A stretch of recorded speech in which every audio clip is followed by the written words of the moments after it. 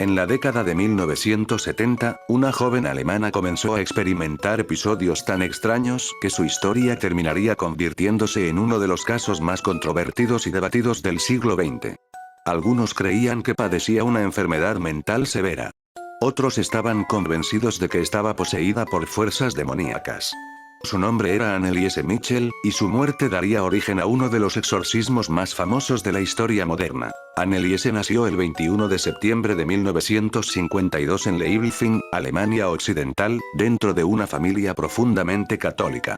Desde pequeña fue descrita como una joven tranquila, estudiosa y muy religiosa. Llevaba una vida aparentemente normal hasta que, a finales de la década de 1960, comenzaron a aparecer los primeros síntomas que cambiarían su vida para siempre. Cuando tenía 16 años sufrió una crisis repentina durante la escuela. Poco después fue diagnosticada con un trastorno neurológico relacionado con la epilepsia del lóbulo temporal, una condición que puede provocar convulsiones, alteraciones de la percepción e incluso experiencias sensoriales inusuales. Los médicos iniciaron un tratamiento, pero con el paso del tiempo los episodios parecían empeorar en lugar de desaparecer. A medida que avanzaban los años, Anneliese comenzó a relatar experiencias cada vez más inquietantes. Aseguraba escuchar voces, ver figuras aterradoras y sentir presencias malignas a su alrededor. Según sus testimonios, esas entidades la insultaban constantemente y le decían que estaba condenada. También afirmaba que no podía acercarse a objetos religiosos sin experimentar una intensa angustia. Su familia interpretó estos acontecimientos desde una perspectiva religiosa. Convencidos de que algo sobrenatural estaba ocurriendo, comenzaron a buscar ayuda dentro de la Iglesia Católica. Aunque inicialmente varios sacerdotes consideraron que los síntomas podían tener una explicación médica, la insistencia de la familia continuó creciendo. Durante los siguientes años, el comportamiento de Anneliese se volvió cada vez más preocupante. Sufría crisis frecuentes, pasaba largos periodos sin dormir y realizaba conductas que resultaban difíciles de explicar para quienes la rodeaban. En ocasiones permanecía horas repitiendo frases religiosas, mientras que en otras parecía completamente desconectada de la realidad. Finalmente, en 1975, después de numerosas solicitudes, el obispo de Würzburg autorizó la realización de un exorcismo. 2 sacerdotes fueron designados para llevar a cabo el ritual. A partir de ese momento comenzaron sesiones que se prolongarían durante meses. Según los registros del caso, se realizaron más de 60 sesiones de exorcismo entre 1975 y 1976. Durante los rituales, Anneliese manifestaba comportamientos extremos, gritaba, aseguraba estar poseída por múltiples entidades y mantenía largas conversaciones que fueron grabadas en cintas de audio. Estas grabaciones todavía existen y han contribuido a convertir el caso en uno de los más conocidos del mundo. Ich hab recht so, dass ich in dem Wald rein bin. Ich trag dir die Rotznase noch so lang, bis es lebt wird. Die Saublödelei. Für uns geht's kein Zurück. Nee! In alle Ewigkeit! Sag mir den Namen. Ich, der Judas, und der Nero, der Kain und der Hitler. 5 Stimmen. Mientras tanto, su estado físico se deterioraba gravemente. Durante los últimos meses de su vida, perdió una cantidad considerable de peso, presentaba signos de desnutrición y sufría un agotamiento extremo. A pesar de ello, los exorcismos continuaron. El 1 de julio de 1976, Anneliese Michel perdió la vida en su casa a los 23 años de edad. Cuando las autoridades examinaron el caso, determinaron que había fallecido como consecuencia de una severa desnutrición y deshidratación. Su fallecimiento provocó una enorme polémica en Alemania. La investigación posterior concluyó que la joven no había recibido la atención médica adecuada durante los últimos meses de su vida. Como resultado, sus padres y los 2 sacerdotes responsables del exorcismo fueron llevados a juicio. En 1978, fueron declarados culpables de homicidio por negligencia y recibieron sentencias suspendidas. Sin embargo, la controversia nunca desapareció. Para muchos médicos y especialistas, Anneliese sufría una combinación de trastornos neurológicos y psiquiátricos que requerían tratamiento clínico. Para otros, especialmente dentro de ciertos círculos religiosos, algunos aspectos de su comportamiento siguen siendo difíciles de explicar únicamente desde la medicina.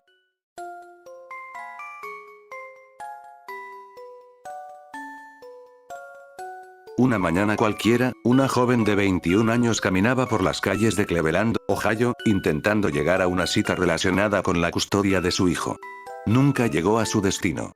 Durante los siguientes 11 años, permanecería encerrada en una casa común de un barrio residencial, soportando abuso, violencia y un cautiverio que parecía no tener fin. Su nombre era Mitchell Knight, y su historia se convertiría en uno de los casos de secuestro más impactantes de Estados Unidos. Mitchell nació en 1981 y tuvo una infancia difícil. Cuando desapareció el 23 de agosto de 2002, atravesaba uno de los momentos más complicados de su vida. Había perdido la custodia de su hijo y se dirigía a una audiencia judicial relacionada con el caso. Mientras caminaba por Cleveland, un hombre llamado Ariel Castro se ofreció a llevarla. Mitchell conocía de vista a Castro y no tenía razones para sospechar lo que estaba a punto de ocurrir. En lugar de llevarla a su destino, Castro la condujo hasta su vivienda ubicada en Seymour Avenue. Una vez dentro, la atacó, la inmovilizó y la mantuvo retenida contra su voluntad. Mitchell se convirtió en la primera víctima de un secuestrador que durante los años siguientes continuaría capturando a otras jóvenes. La situación fue especialmente trágica porque, al ser adulta, muchas personas asumieron que simplemente se había marchado por voluntad propia. Su desaparición recibió mucha menos atención que otros casos posteriores. Mientras el mundo dejaba de buscarla, Mitchell seguía viva, atrapada a pocos kilómetros de donde había desaparecido. Meses después, Castro secuestró a Amanda Berry, de 16 años, y posteriormente a Gina de Jesús, de 14. Las tres permanecieron cautivas dentro de la misma casa. Las habitaciones permanecían cerradas, las ventanas bloqueadas y cualquier intento de escapar era castigado con violencia. Según documentos judiciales y testimonios posteriores, las víctimas sufrieron años de abusos físicos, psicológicos y sexuales. Mitchell soportó algunos de los peores maltratos. Diversos reportes indican que quedó embarazada varias veces durante el cautiverio, pero las agresiones sufridas provocaron la pérdida de esos embarazos.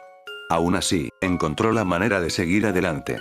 Cuando Amanda Berry dio a luz a una niña dentro de la casa, fue Mitchell quien ayudó a traerla al mundo y quien intentó mantener con vida a la bebé en condiciones extremas. Durante más de una década, la casa de Ariel Castro ocultó un horror inimaginable. Vecinos vivían a pocos metros sin sospechar que tres mujeres permanecían encerradas en el interior. Castro llevaba una vida aparentemente normal, mientras sus víctimas sobrevivían día tras día esperando una oportunidad para escapar. Esa oportunidad llegó el 6 de mayo de 2013. Amanda Berry logró acercarse a una puerta y pedir ayuda a los vecinos. Uno de ellos escuchó sus gritos y ayudó a romper la entrada. Poco después, la policía llegó al lugar y descubrió que dentro de la vivienda no solo estaba Amanda, sino también Mitchell Knight y Gina de Jesús. Tras más de una década desaparecidas, las tres mujeres fueron finalmente liberadas. La noticia dio la vuelta al mundo. Lo que durante años había parecido un misterio sin resolver terminó revelando uno de los casos de cautiverio más impactantes de la historia reciente. Ariel Castro fue arrestado y posteriormente se declaró culpable de cientos de cargos relacionados con secuestro, violación y otros delitos. Fue condenado a cadena perpetua más 1000 años de prisión, aunque este perdió la vida meses después dentro de su celda. Tras recuperar su libertad, Mitchell reconstruyó su vida. Escribió libros sobre su experiencia, habló públicamente sobre el trauma que vivió y se convirtió en una voz para otras víctimas de abuso y secuestro. Sin embargo, las cicatrices de aquellos 11 años jamás desaparecieron por completo.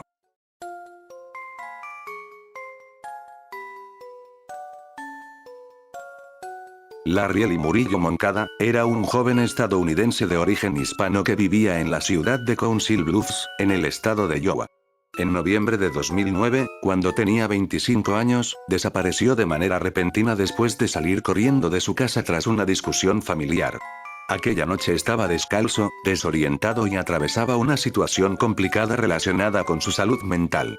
Después de su desaparición, nadie volvió a verlo. Su familia denunció inmediatamente el caso y durante años mantuvo la esperanza de encontrarlo con vida. Las autoridades realizaron búsquedas e investigaciones, pero no encontraron ninguna pista concluyente sobre su paradero. Con el paso del tiempo, el misterio se volvió cada vez más extraño. Parecía como si Larry hubiera desaparecido sin dejar rastro. Lo que nadie imaginaba era que, durante todo ese tiempo, su cuerpo había permanecido a pocos metros de donde trabajaba. Antes de desaparecer, Larry había sido empleado de un supermercado llamado No Frills. El establecimiento contaba con grandes estanterías y refrigeradores industriales que dejaban un estrecho espacio entre la pared y los equipos de refrigeración. Según la investigación posterior, se cree que Larry ingresó al supermercado durante la madrugada del día de su desaparición. En algún momento subió a una de las estructuras de almacenamiento ubicadas detrás de los refrigeradores y accidentalmente cayó en un espacio extremadamente reducido entre la pared y uno de los congeladores industriales. El lugar era tan estrecho que no pudo salir por sus propios medios. Los investigadores concluyeron que quedó atrapado en ese espacio sin posibilidad de escapar. Además, el ruido constante de los equipos de refrigeración habría impedido que alguien escuchara sus llamados de auxilio.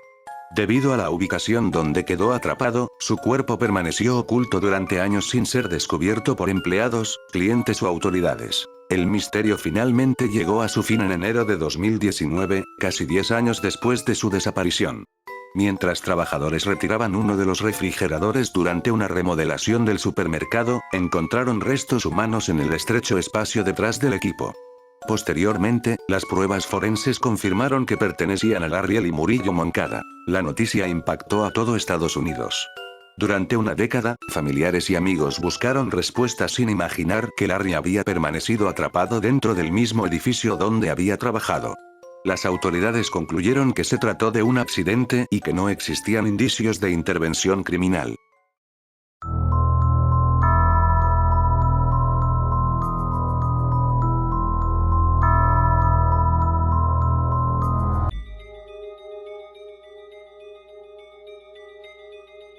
Marina Hélène Mau de Sabatier, nació el 27 de febrero de 2001 en Francia. Desde muy pequeña comenzó a sufrir violencia dentro de su propio hogar. Las investigaciones posteriores determinarían que los abusos se prolongaron durante aproximadamente 6 años y que los responsables eran las dos personas que debían protegerla: sus padres, Eric Sabatier y Virginie Darras. Con el paso del tiempo, el maltrato se volvió cada vez más brutal. Según los testimonios y las pruebas presentadas durante el juicio, Marina era golpeada regularmente, castigada por motivos insignificantes y sometida a humillaciones constantes. Los padres la obligaban a soportar duchas heladas, le negaban comida durante largos periodos, la castigaban físicamente y en ocasiones llegaban a sumergirle la cabeza bajo el agua hasta provocarle asfixia. Lo más inquietante era que muchas personas sospechaban que algo ocurría. Familiares denunciaron la situación, maestros observaron lesiones repetidas y médicos encontraron señales alarmantes. En una evaluación realizada por especialistas, se llegaron a contabilizar más de 100 lesiones en el cuerpo de la niña. Sin embargo, cada vez que surgían sospechas, los padres ofrecían explicaciones aparentemente creíbles y lograban evitar consecuencias inmediatas. La familia cambiaba frecuentemente de domicilio, lo que dificultaba el seguimiento de las denuncias. Cuando una escuela comenzaba a sospechar, los padres se mudaban a otra localidad. Aún así, varios centros educativos emitieron alertas por las heridas, el comportamiento de Marina y los indicios de maltrato. Incluso hospitales y servicios sociales recibieron reportes relacionados con la menor. Uno de los aspectos más trágicos del caso fue que Marina jamás acusó a sus padres. Como ocurre en muchos casos de abuso infantil, seguía sintiendo apego hacia ellos y repetía las explicaciones que le habían enseñado. Cuando le preguntaban por sus heridas, afirmaba que eran producto de accidentes domésticos o caídas. Los investigadores descubrirían después que la niña vivía bajo una enorme presión psicológica y temía las consecuencias de decir la verdad. En agosto de 2009 ocurrió el desenlace fatal. Tras años de violencia, Marina fue sometida a una nueva sesión de castigos y agresiones dentro de la vivienda familiar. Las lesiones resultaron demasiado graves y la niña perdió la vida con apenas 8 años de edad. Pero el horror no terminó allí. En lugar de informar inmediatamente a las autoridades, sus padres intentaron ocultar lo sucedido. Semanas después denunciaron falsamente su desaparición, tratando de hacer creer que la menor había sido secuestrada. Durante varios días se realizaron búsquedas, mientras los investigadores analizaban las contradicciones en las declaraciones de la pareja. Finalmente, las pruebas comenzaron a revelar la verdad. La investigación descubrió años de torturas, negligencia y sistemáticos. El caso conmocionó a toda Francia no solo por la crueldad ejercida contra una niña indefensa, sino porque numerosas señales de alerta habían sido detectadas mucho antes de su muerte. Muchos ciudadanos se preguntaron cómo era posible que tantas denuncias, observaciones médicas y advertencias escolares no hubieran logrado evitar la tragedia. En 2012, tras un juicio que generó una enorme repercusión mediática, Eric Sabatier y Virginie Darras fueron condenados a 30 años de prisión, con un largo periodo de seguridad, por actos de tortura y barbarie que provocaron la muerte de su hija.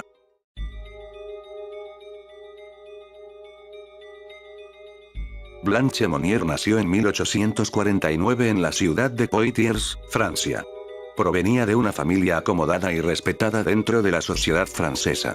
Era conocida por su belleza, educación y elegancia, y muchos creían que tenía un futuro prometedor por delante.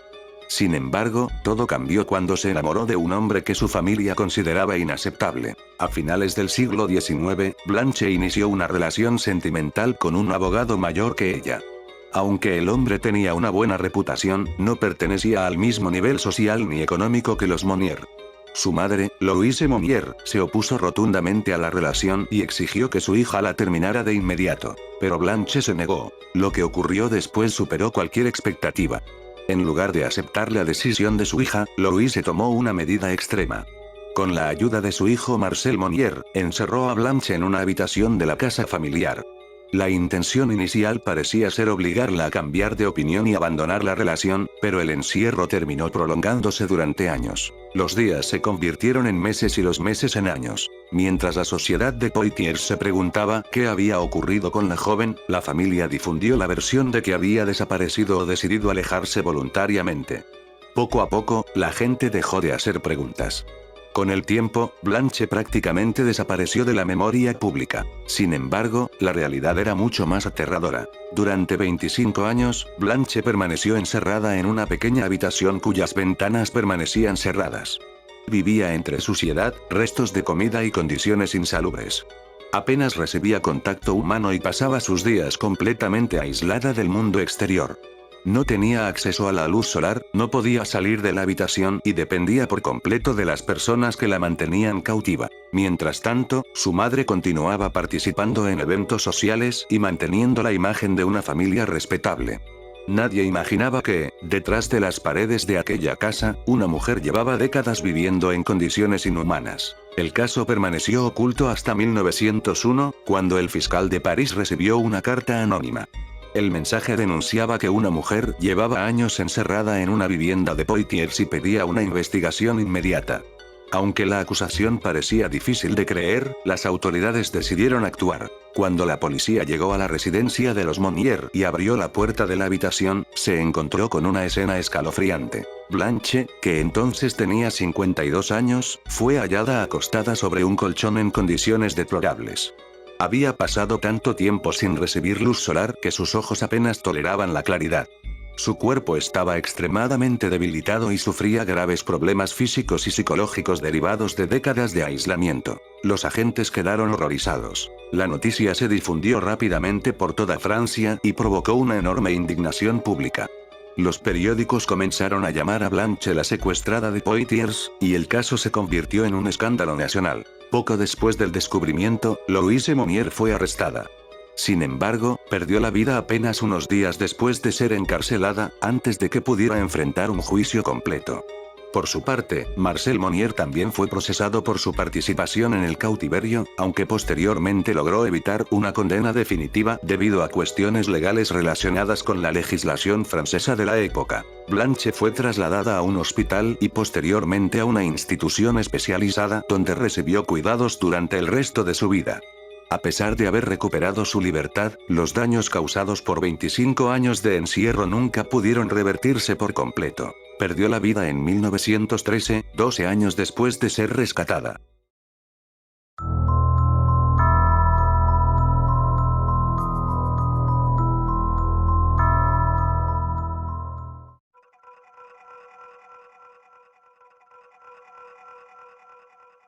La noche del 28 de septiembre de 2015, en la localidad de Visara, ubicada en el estado de Uttar Pradesh, India, una familia vivía una noche aparentemente normal.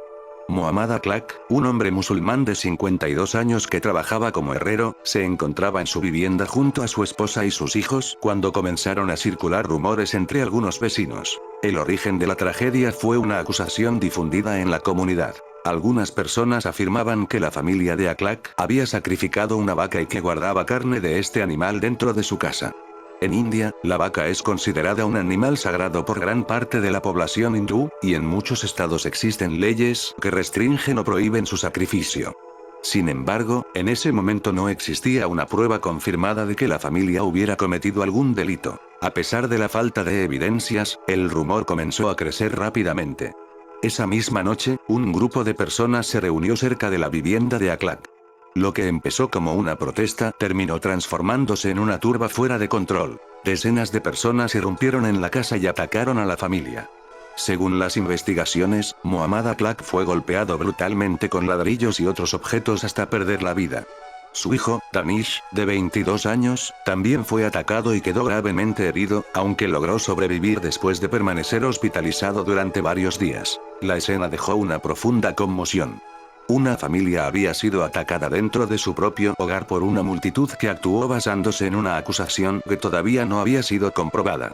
Las imágenes del caso rápidamente llegaron a los medios nacionales e internacionales, provocando una enorme discusión sobre los llamados linchamientos por rumores. Después del crimen, la policía inició una investigación y arrestó a varios sospechosos relacionados con el ataque. Algunos de los acusados fueron identificados como habitantes de la misma comunidad donde vivía Aklak. Sin embargo, el proceso judicial estuvo rodeado de polémica, protestas y tensiones entre distintos grupos sociales y políticos. Uno de los puntos más debatidos del caso fue el análisis de la supuesta carne encontrada en la vivienda. Inicialmente se informó que podía tratarse de carne de vaca, pero posteriormente análisis forenses generaron controversia al indicar que era carne de otro animal. Aún así, el asesinato ya había ocurrido y la acusación inicial había desencadenado una tragedia irreversible.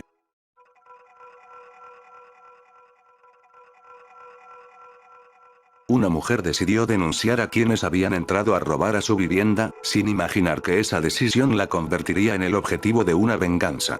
Su nombre era Rosa del Carmen Castillo, una madre de 35 años cuya muerte conmocionó a la comunidad de Tía Juana, en el estado Zulia, Venezuela. Rosa vivía en la zona de la avenida 23 con carretera de Tía Juana, en el municipio Simón Bolívar, perteneciente a la costa oriental del lago.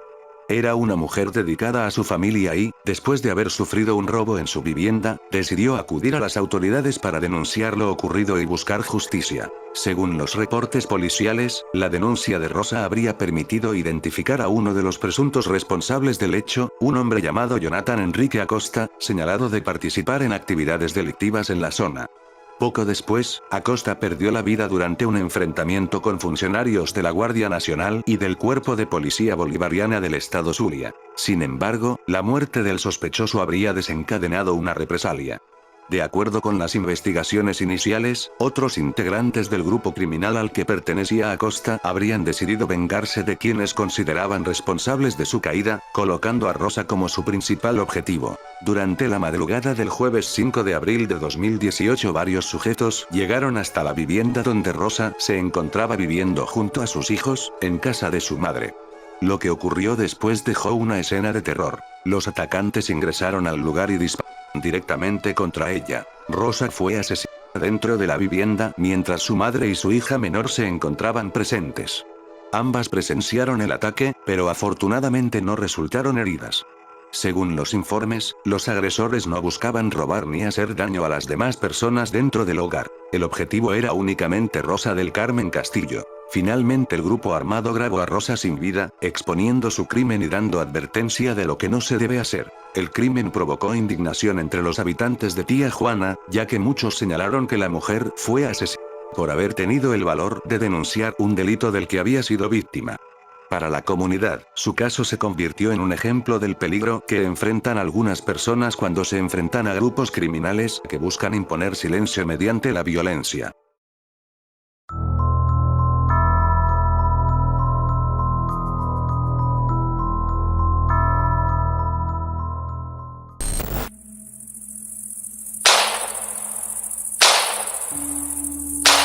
La Guardia Civil y los vecinos de la localidad valenciana de Alcácer han continuado hoy la búsqueda de 3 jóvenes del pueblo que desaparecieron en la tarde del pasado viernes cuando se dirigían desde sus domicilios a una fiesta.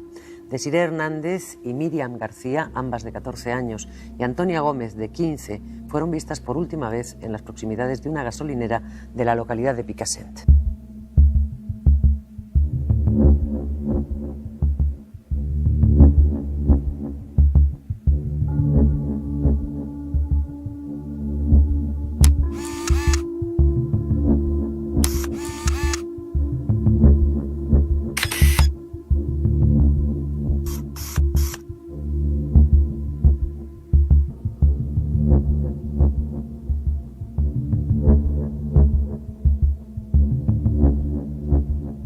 ¿Dónde están tus amigas? ¿Dónde piensas que pueden estar?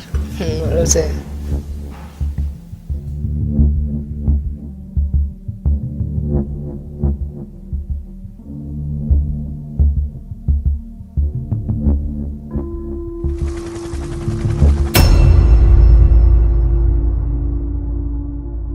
El 13 de noviembre del año 1992, en la localidad de Picassent Alcácer, 3 adolescentes llamadas Miriam García, Antonia Gómez y Desiree Hernández, desaparecieron cuando se dirigían haciendo autostop a una discoteca. La búsqueda, conocida como Niñas de Alcácer, tuvo una fuerte repercusión en los medios de comunicación españoles. Miriam y Desiree tenían 14 años, mientras que Antonia tenía 15, y las mismas estuvieron desaparecidas 75 días. El 27 de enero del año 1993, 2 apicultores encontraron los cadáveres semienterrados en una fosa en un paraje montañoso cercano. Los cuerpos tenían evidencia de una tortura extrema, los mismos estaban maniatados y apilados uno encima de otro, y 2 de ellos tenían la cabeza separada del resto del cuerpo. A pesar del estado de los cadáveres, los forenses no dudaron de que se trataba de las 3 chicas del pueblo de Alcácer. Las investigaciones llevaron a Antonio Anglés y a Miguel Ricard. Al primero, hasta el día de hoy se le sigue buscando. Por su parte, Miguel iba en el auto con Antonio y levantó a las chicas en una estación de servicio. A la misma las secuestraron y, según él, Antonio las abusó y mató. Él no, solo lo ayudó. Hasta el día de hoy, el caso tiene muchas cosas que resolver. Por ejemplo, Antonio nunca fue encontrado y Miguel también cambió su declaración, pasando a decir que solo lo ayudó a decir que abusó, pero solo de una de ellas. Además contó que después de levantarlas, se dirigieron a una edificación abandonada y las ataron a un poste de madera y que Antonio la fue desatando de a una para abusarlas. También contó que durmieron junto a las chicas atadas y que al día siguiente fueron despertados por los llantos y quejas de las mismas, por lo que Antonio, enfurecido, las golpeó con un palo. Finalmente Antonio salió y cavó una fosa y les quitó la vida a punta de pistola. También este caso generó que se cree una teoría, la cual dice que estos 2 solo eran unos títeres que seguían las órdenes de una banda organizada de asesinos. En esta teoría se cree que Ricard solo se había encargado de enterrar los cadáveres de las chicas, a las que se les habría dado muerte en otro lugar no determinado. Esta teoría también dice que Antonio no se fugó, sino que fue asesinado. Para evitar que delatase a los verdaderos culpables, esta banda estaría dirigida por políticos y empresarios con mucho poder que se dedicarían a la grabación de video snuff. Los integrantes de esta banda pagarían grandes sumas de dinero a cambio de quitar la vida a las personas que aparecían en esos videos. En cuanto a las chicas, habrían estado retenidas en 4 lugares diferentes de Madrid.